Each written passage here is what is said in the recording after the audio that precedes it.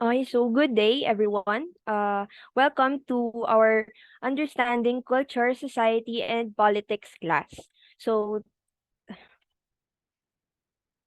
to introduce myself, I am Miss Rafaela. My pronouns are they, them. So, you can refer to me as that if you ever mention me during your conversations. And hopefully na maganda yung sinasabi niya tungkol sa akin. So before we start everything, we start our class, let's start with a short prayer.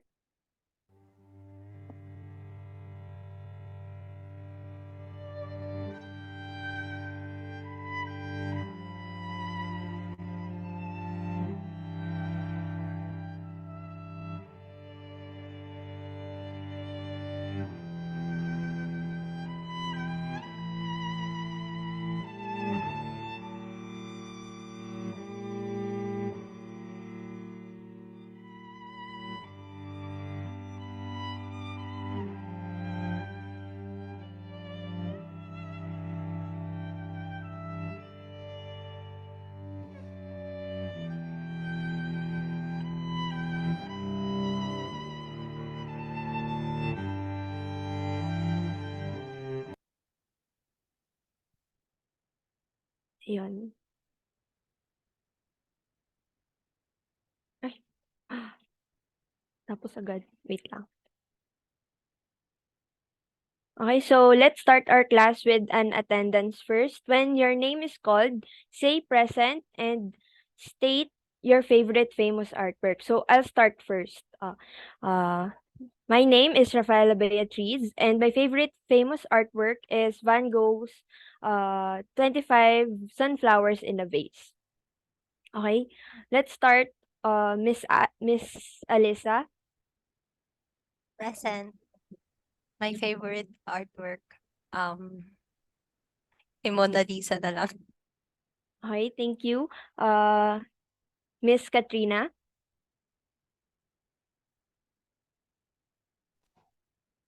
Present po, ma'am. My favorite artwork is Starry Night po.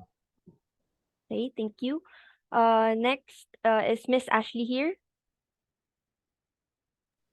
Present. Favorite artwork is Girl with a Pearl Earring. How about Miss Jenny?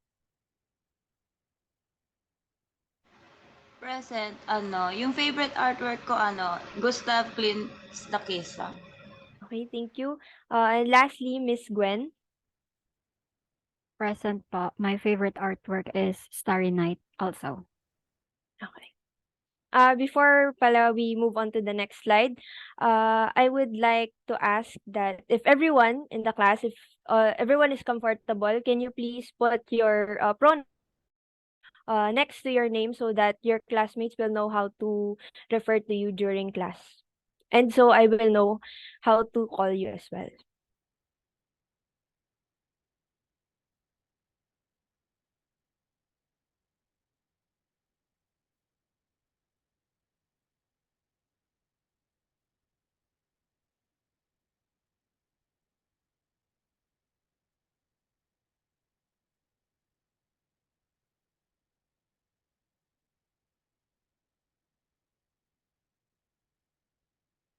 Okay na ba?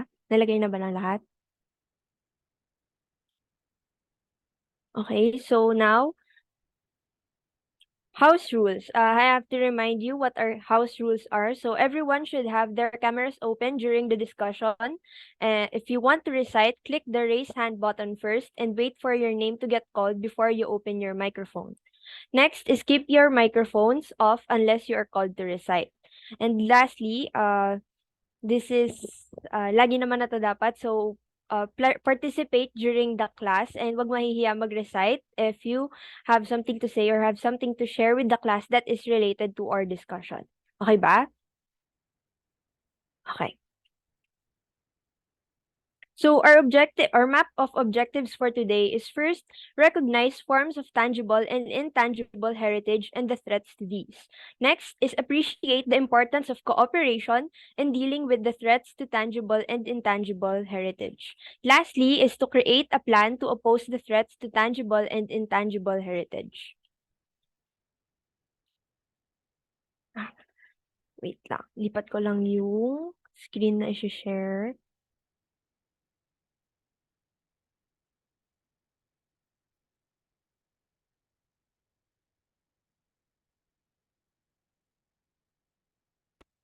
Ting lang pala. Wait lang. So, ayun. Kita na ba ng lahat ang screen? Okay. So, first, let's have a short game. Let's call Guess the Heritage. So, there will be a heritage that will be presented. There are only 5. And you will arrange the jumbled words and tell us what is the name of the heritage according to the picture and according to the jumbled letters. Okay, so don't hesitate to recite or raise your hand to recite. Okay, let's start. First one. Yes, Miss Alisa. Chocolate Hills. Yan natin kung tama siya. Yan. Okay, thank you, Miss Alisa. Next.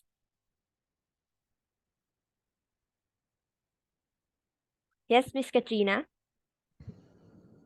Pagmamano po. Okay. Tingnan natin kung tama. Ayun, tama.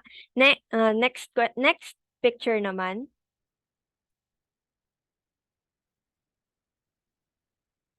Sino na una? Miss Jenny. Rizal Park po. Okay. Thank you. Tingnan natin kung tama ang sagot niya. Ayun. Let's move on to the fourth one.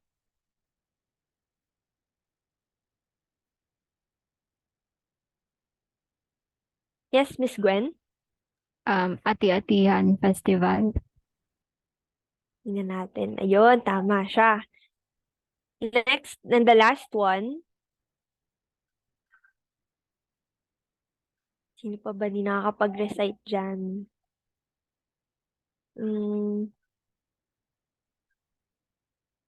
Sige, Miss Katrina. Tinikling po, ma'am. Tingnan natin niya. Ayun, very good.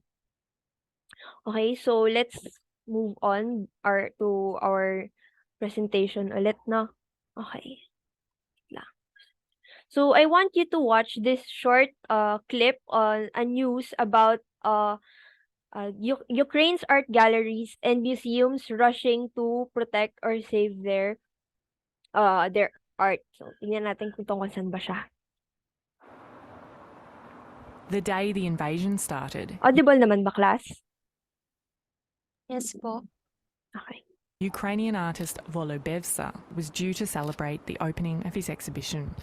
Despite warnings in the days leading to war, Volo travelled to Kyiv for the event. It was a kind of opposition to the, well, let's say, protest against the panic, against the idea that the Russian aggression will stop everything, will silence the art scene in Kyiv.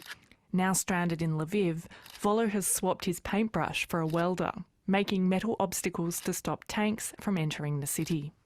I was helping the first 5 days, like from morning to evening, but then we started the fundraiser and I changed to the coordination work. Many artists have begun selling their work online to raise money for defence supplies and refugees. Meanwhile, a special art evacuation took place to rescue the Ukrainian artworks due to be exhibited at this year's prestigious Venice Biennale art show. 3 boxes of sculptures were driven out of Kyiv to Austria in a beat-up Audi by a curator determined the show would go on. So in times when the whole culture, the whole sheer right to exist, this culture has been challenged by, an aggressor, a tyrant, I believe, and my team believes, that it's crucial to demonstrate the heritage and the highest achievements of the culture that gave birth to many unrecognized or overshadowed geniuses.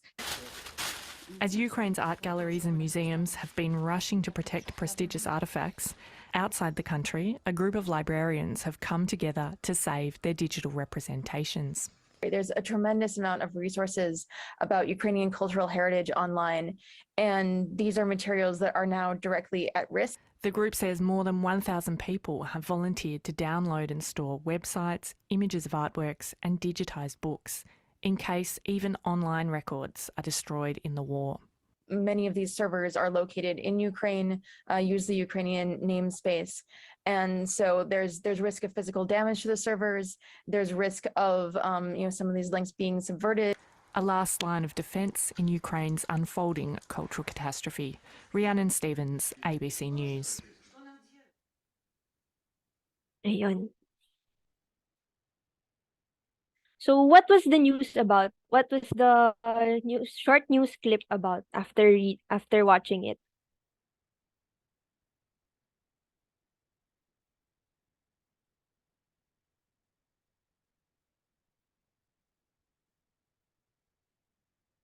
Yes, Miss Katrina. So based from the video that we have watched a while ago, the news is all about how does the war in Ukraine affects its artifacts and artworks, and how does the citizens living there trying to preserve it po, ma'am. Ayun, thank you. So does anyone else have a different answer?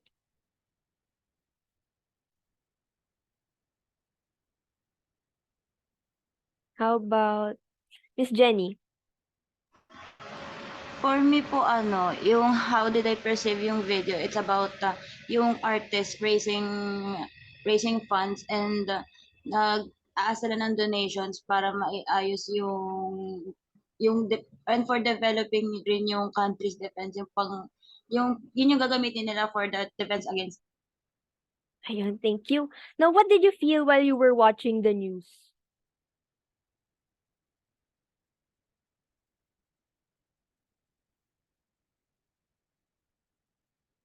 Miss Ashley?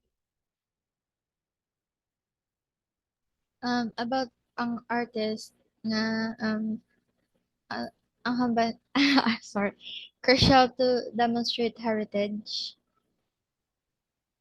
Ayan, thank you. How about Miss Gwen?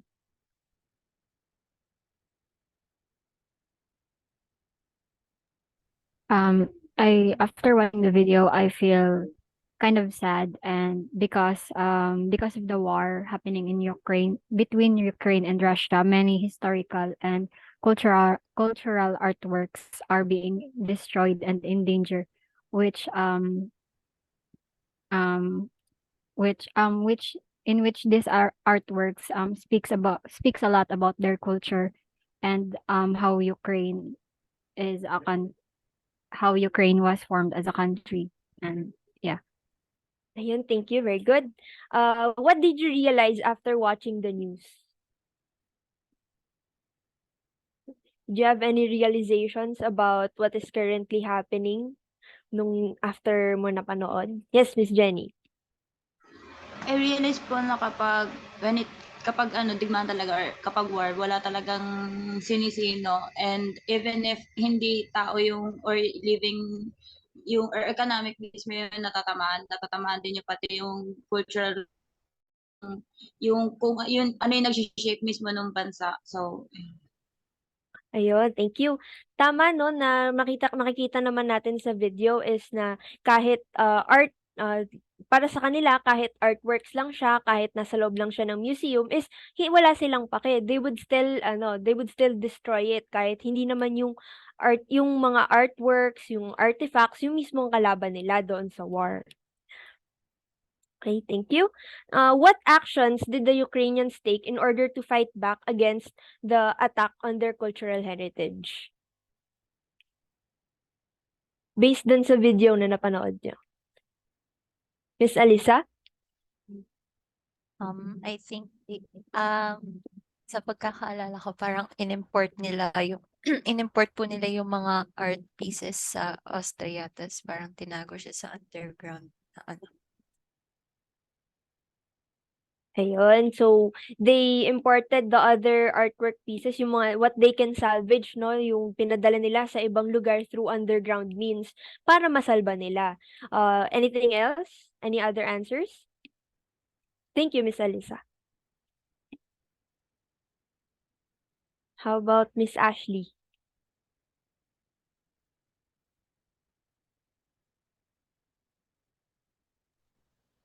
Some artists po, they try selling their works online, and imbes na paintbrush ang ginagamit nila, they started welding para what do you call this? I to protect the country. Ganun. Okay, thank you. Very good. So, yun nga, di ba? Merong nag-import. They were importing the artworks, the artifacts. They were selling the artworks, what they can sell, para hindi ma-damage or matamaan or madamay during the war. So, how do you think since kita naman na their plans were successful or parang nakikita na nag-undergo na sila doon. So parang may progress na sila. So what do you think is paano nila nagagawa 'yon? 'Di ba? Paano nila sa tingin niyo paano nila nagagawa yung parang yung pagse-save nila ng art galleries and museums, artworks, different kinds of artworks. Paano nila na sa salvage 'yon or ano? Sila, yung mga Ukrainians ba? Yes, Miss Jenny. Ano po, cooperation din po within the artist, pati yung people po ng Ukraine. Ayun, so very good. Tama no na may cooperation sila kung paano nila gagawin yung pag-save nila dun sa artworks, dun sa artifacts. So syempre kasi kahit na mag-isa ka lang, 'di ba? Hindi mo magagawa 'yun. Kahit marami kang pera, pero mag-isa ka, hindi mo siya magagawa. You would still need people to help you to save those artifacts or to save what you what the heritage of the country, 'di ba? Tama. Hindi ka pwedeng mag-isa lang. You have to cooperate with other people. Nakuha ba? Ayun. So, now ngayon naman, as a student, what can you do to prevent these threats of tangible and intangible cultural heritage?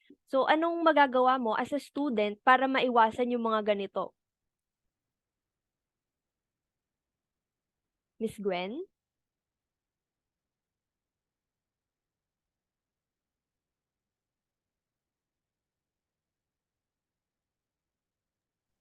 I think help out po sa mga taong nagta-try na i-preserve ang mga artworks na 'to. Like, as students, we can use our social media platforms to, um,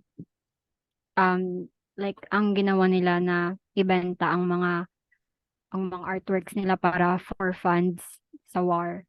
We can, anong tawag dito? Kaya mo Wait. yan. Sige, take your Sorry. time. Kaya mo yan. Uh,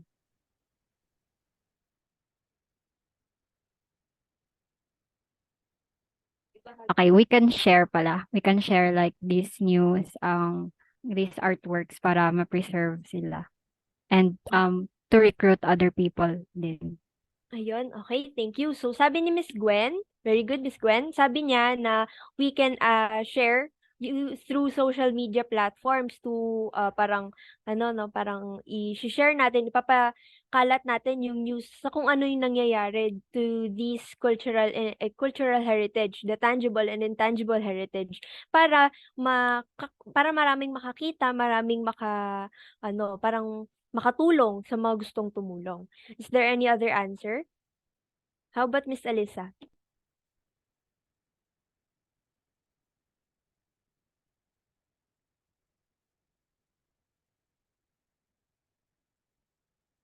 Miss Alisa? Nandiyan ka pa Sorry ba? po. Ano Ayan. po yung tanong ulit? What other ways can you help as a student to prevent these threats from happening to or sa cultural heritage natin? Um, Siguro po yung same lang din po sa parang sinabi ni Kun. Parang i-share po natin yung mga heritages natin. And if ever man parang dumating sa point na yung katulad nga po dun sa Ukraine na it became illegal na ganun. Parang we could still share our heritages in small ways and parang para lang ma-preserve siya and hindi makalimutan ng susunod na generation kung ano yung pinanggalingan natin. Ayun, thank you. Very good, Miss Alisa. So, base sa sagot nila, we can share, we can amplify the voices na kailangan ng tulong lalo na't may mga ganitong attacks na nangyayari sa ating cultural heritage. So, share ko lang din na another way to to prevent these from happening is through appreciating it. Parang kahit sa simpleng pag-appreciate lang is pwedeng if you can, pwede kang pumunta, pwede mong look up sa internet, gano'n. So, pwede mong bisitahin yung mga heritage sites o kaya kahit yung mga museums. Malaki na siyang tulong sa preserve or pagpe-prevent ng threats na nangyayari. Kasi, syempre, it's our culture. So, we have to know how to appreciate them, di ba? Tulad nga ng sabi ni Miss Alisa is para makita pa ng future generations, para ma-appreciate pa nila, di ba? Oh, shucks. Ayun, so, present ko lang ulit. Ayan, so, ngayon, we're going to define what is cultural heritage. So, cultural heritage, it is the legacy of physical artifacts and intangible attributes of a group or society that are inherited from past generations, maintained in the present and bestowed for the benefit of future generations. So, yun nga, recently lang nabanggit ni Miss Alisa na yung cultural heritage is nakuha natin siya or na-inherit natin siya from past generations. Heritage nga, 'di ba? So it's related to the word inheritance. So namana natin from them. Ngayon, maintain natin sila so the future generations can benefit from them, can appreciate them by themselves. So cultural heritage includes artifacts, monuments, a group of buildings and sites, and museums that have a diversity of values including symbolic, historic, artistic, aesthetic, ethnological or anthropological, scientific, and social significance. So, sa parang kahit during elementary may nababanggit na or may familiar na kayo sa ibang mga 'di ba, sa mga ibang artwork kahit sa paintings man lang, 'di ba? So kasama na siya sa cultural heritage. Meron siyang symbol sa atin, meron siya sa buhay natin or sa what happened in the history during the past.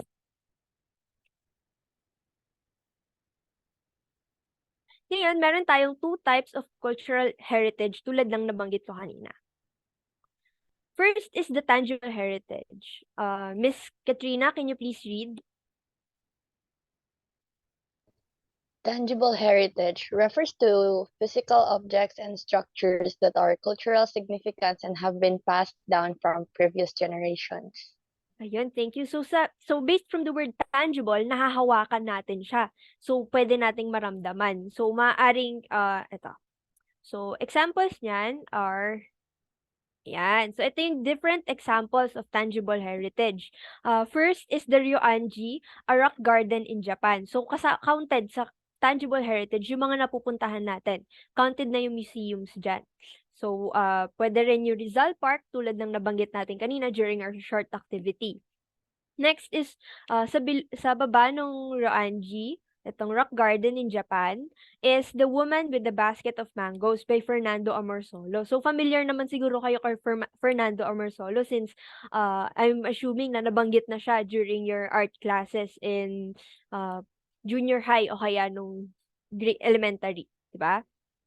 Next is Taj Mahal. So, ito din, familiar na siguro kayo since madalas siya nababanggit or nare-reference sa mga pinapanood nyo. Next naman is ito, yung nasa upper right, is the Acropolis of Athens. So, counted siya as a cultural heritage site by UNESCO. Singit ko lang class na UNESCO is one of the leading, they have one of the leading roles in protecting or basta in general sa cultural heritage ng ng all over the world. So binabantayan nila 'yan, so they keep track of those, tinitingnan nila yung mga nangyayari sa mga what they deem as cultural heritages around the world. Next naman is Polarium by Juan Luna. So ito din, I'm sure familiar na kayo kung nakapunta na kayo sa National Museum or kahit sa classes nyo lang from before, in the past, malamang nabanggit na rin siya, 'di ba? It's by Juan Luna. So, ayun, makikita nyo siya if you have the time, you can go to National Museum of Fine Arts. So, nandun siya, parang pagpasok mo pa lang siya after you get registered, meron siyang napakalaking painting. So, it's hard to miss. Maganda rin siya in person. So, I really recommend that you go there to see it for yourself. And lastly is the Declaration of Independence na nagawa during on the 4th of July in 1776. So, ayun, kasama syempre yung government documents sa tangible heritage, di ba? Hindi niyo na-expect yun kasi ako rin, hindi ko rin siya in-expect. Nung naaral ko siya, when I was studying this, nagulat ako na kasama yung government documents as tangible heritage. So, I guess, masasabi natin na tangible heritage siya kasi it's part of our history. It's a part of our culture kung paano tayo nabuo as people of this country. Okay.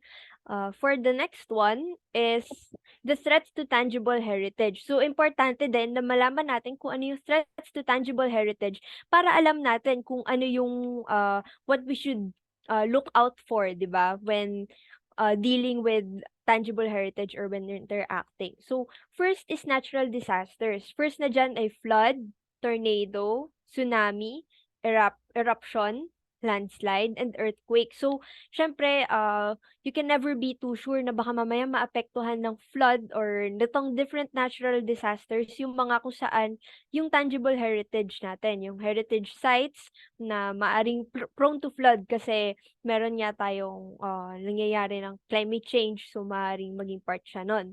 Earthquake then, it can deal very huge damage to our tangible heritage. Next naman is, wait, nakaka-keep up pa ba class? Kaya pa ba? Okay pa ba tayo dyan? Okay.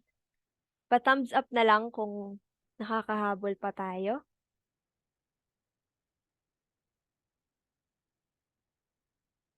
Ayun. So, next naman is human activities. So, kasama dyan, unfortunately, is yung mga ginagawa natin as humans. Maaring hindi tayo, pero there are other people, there are other human beings na would do such activities that would harm our tangible heritage. First na dyan is theft. Kasi marami niyan talaga is for example na lang yung very famous artworks na maaring maging case ng theft. Kasi nga, syempre, it costs a lot, it wastes a lot, so maaring they use it for their benefit. Next is pollution.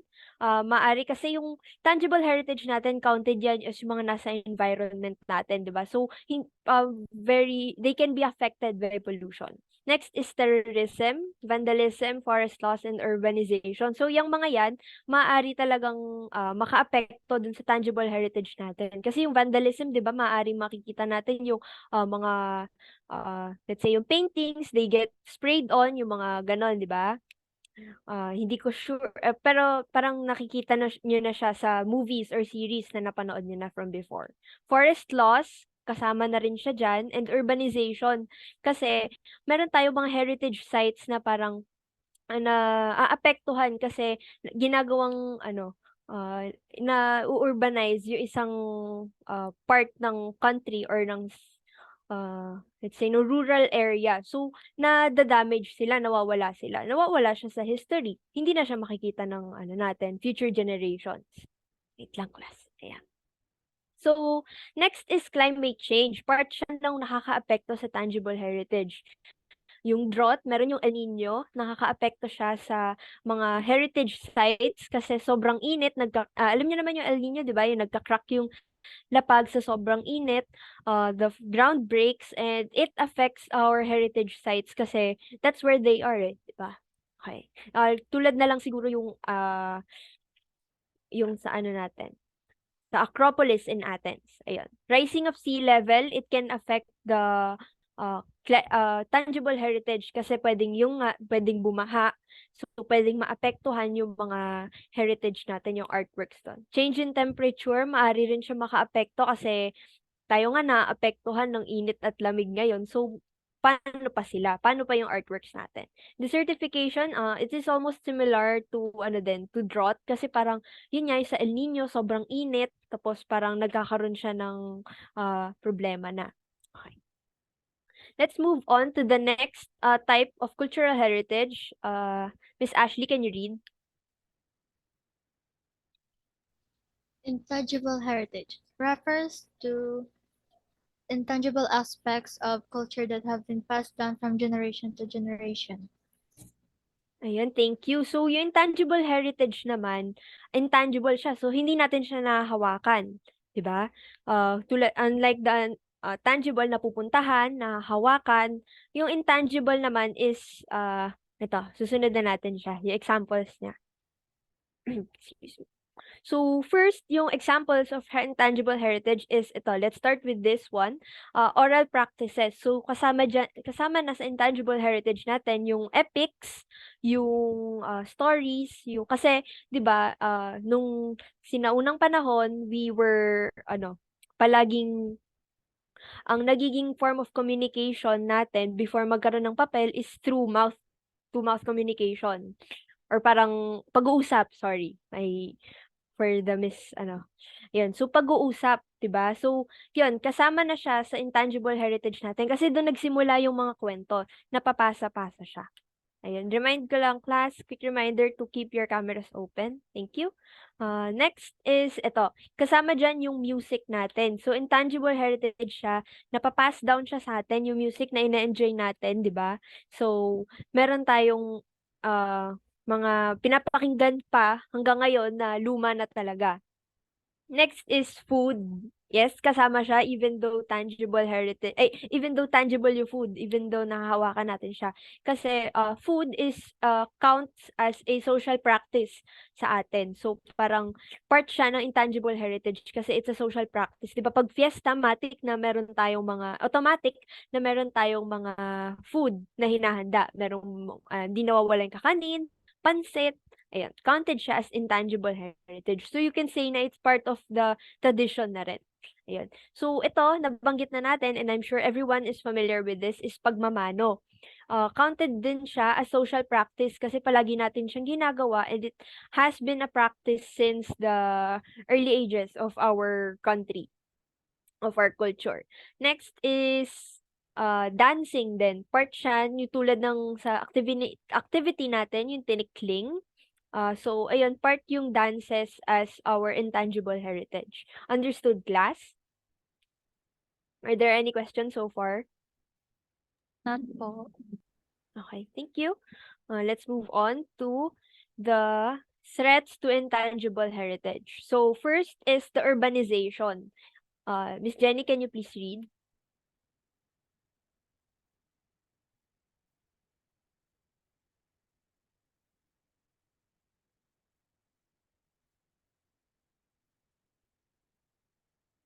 Mahina daw po yata yung net niya.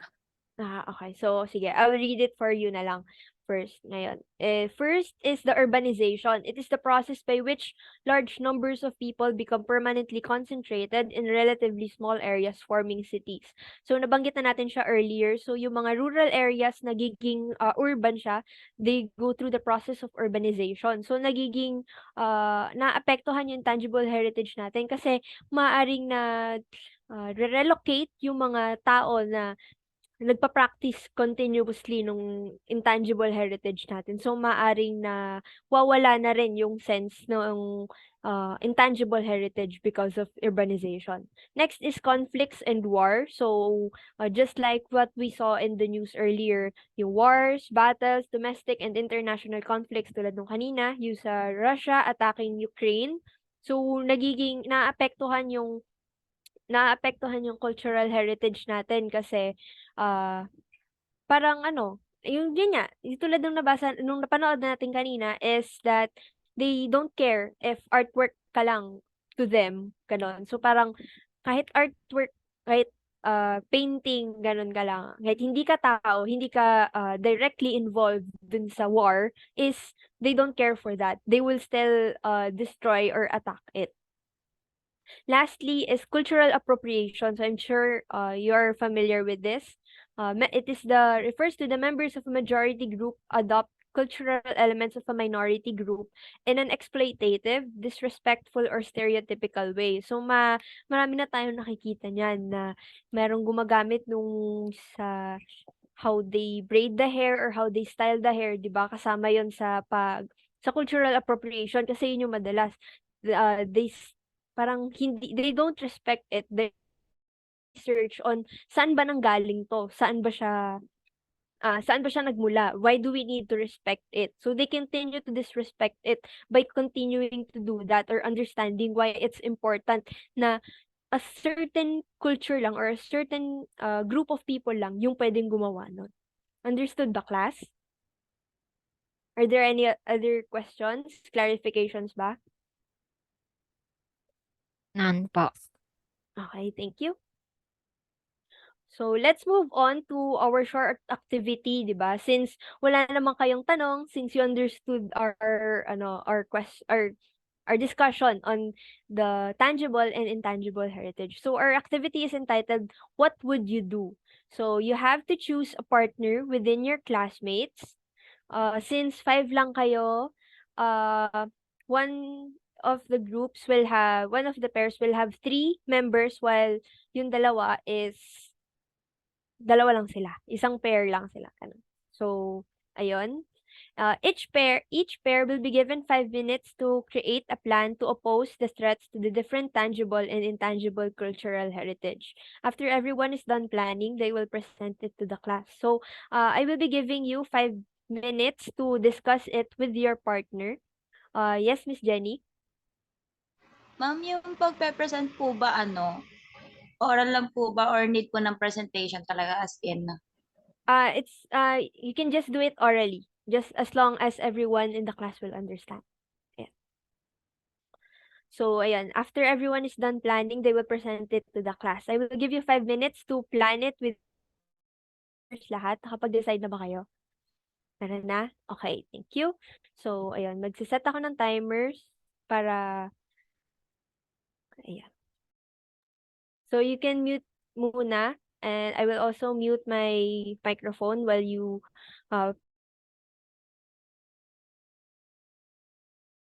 wait lang, sorry. Pahabol lang tayo na